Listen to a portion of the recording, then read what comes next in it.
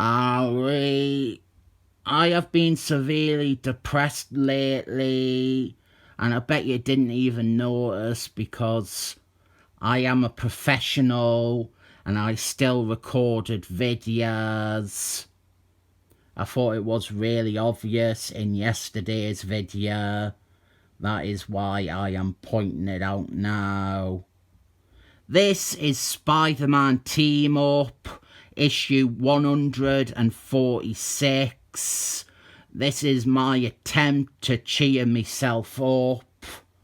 This issue has always been relevant to my interests, as it has Spider-Man teaming up with Captain America's sometime sidekick, No Man, to fight against Taskmaster, as well as an all-new villain. It is the first in a 3-issue run by some guy whose name I have never seen on any other comic. I'm not sure if it could be called a run or a 3-part story, since they all involve the new bad guy. But I have always had a fondness for this run or this trilogy, and this issue especially. I have had a spotty relationship with Spider-Man Team Up.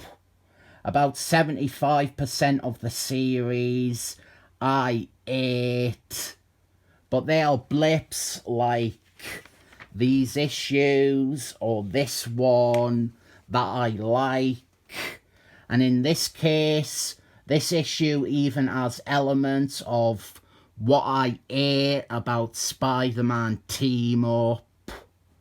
I detest when they try to forge a relationship between Peter Parker and the guest star. I didn't mean Spider-Man becomes friends with someone. I mean, Peter Parker, coincidentally, also becomes friends with the guest star's civilian identity. And we have that here. Peter Parker, by chance, becomes best mates with Jack Norman. They become such good friends, they even gone to the cinema together and share snacks. I am just waiting for some writer to come along and reveal that they are both gay, and for all the Twitter freaks to say that it has been a long time coming and always implied, and there has been clear evidence for years, and then they only point to this issue that they have never read. But my problem with these bits is that the bonds and relationships didn't last beyond the issue.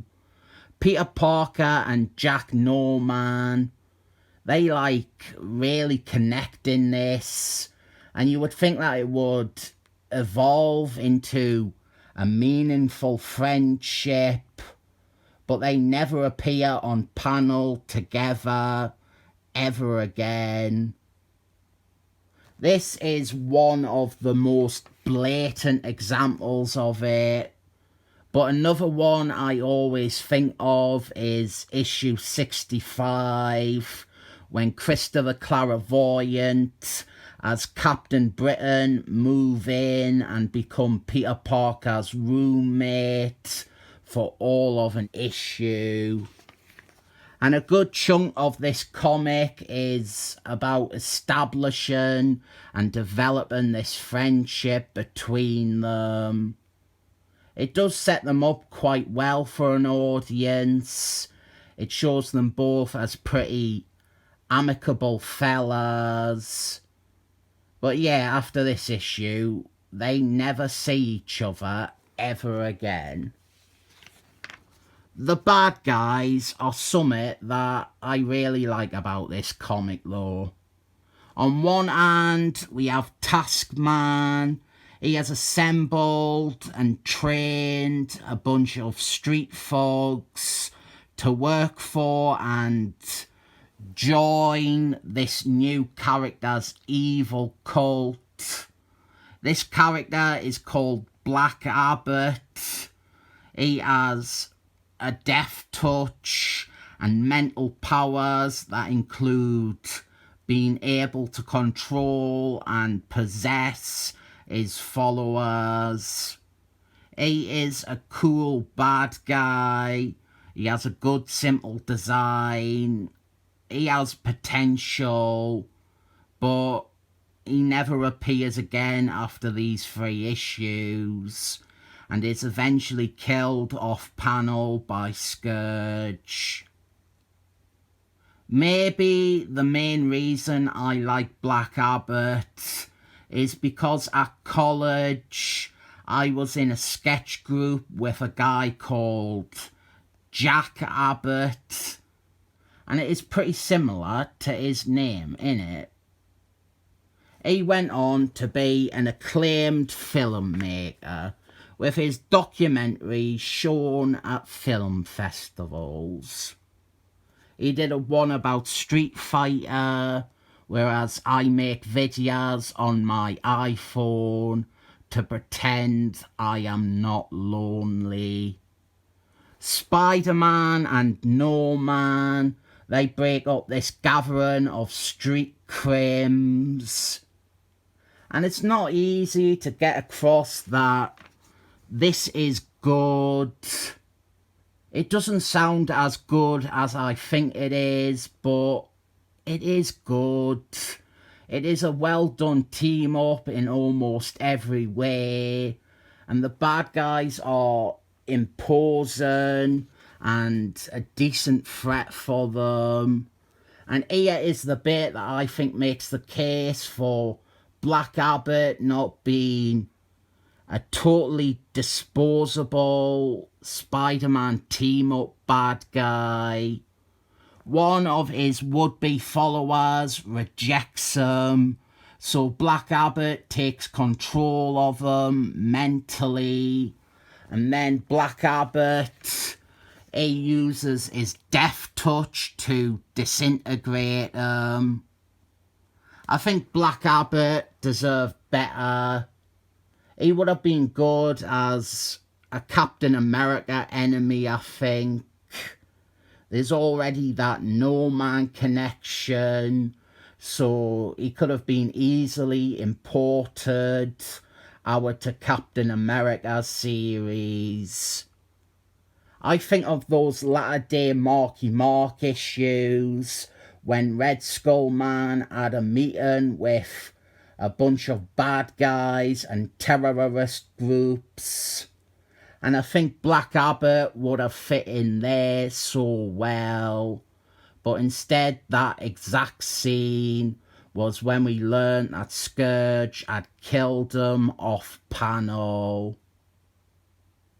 I didn't think that Spider-Man needs Black Abbott. And that is the problem that befell most Spider-Man team-up enemies. Spider-Man already has a Elfie Rogues gallery.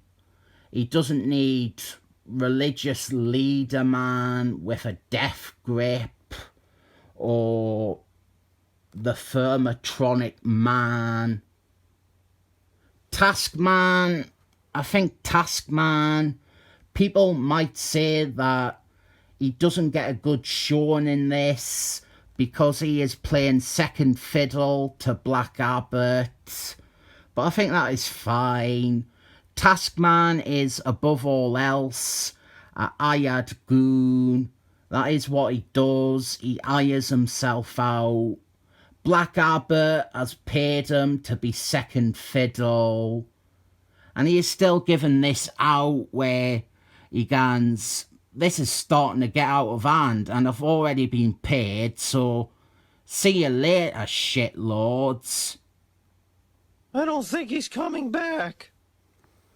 I think one of the best things about this issue is that It treats both Spider-Man and No-Man with equal respect.